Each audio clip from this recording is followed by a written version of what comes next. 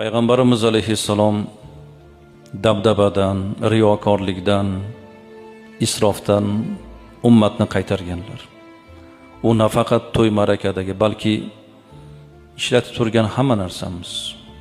Bizda shunaqa tasavvur borki, qimmat narsani tejaymiz, arzon narsani xohlagancha ishlatamiz.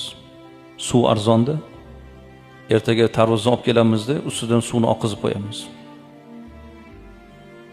Payg'ambarimiz alayhissalom tahorat qilganlarda 688 gram bilan tahorat qilganlar.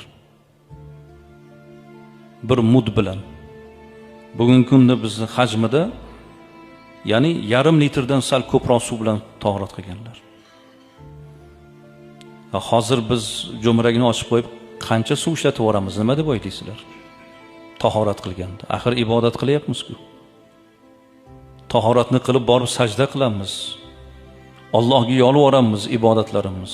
Kamchilikka yo'l qo'yib kelib, ibodatimizda kamchilik hattoki. Suvni sal kamroq oching desa g'azabi keladi, jahli chiqadi. Soqol olganda qancha suv ishlatib yuborasizlar, ha, yigitlar? Shu suvni olib, bir stakonga suvni olib soqol olsa ham bo'ladi. Oddiy o'zimizdagi isrof. Qimmatroq bo'lib qolsa boshqa narsani to'lovi. Chiroqni o'chir. Gazni hamma xonadaga yoqib tashamalaring bitta xonada bo'lsa bo'ldi. Qimmatda pul ketyapti. Arzon bo'lsa endi to'lab qo'ydim deb turib ishlatib yuboramizmi? Uni javobi bo'lmaydimi?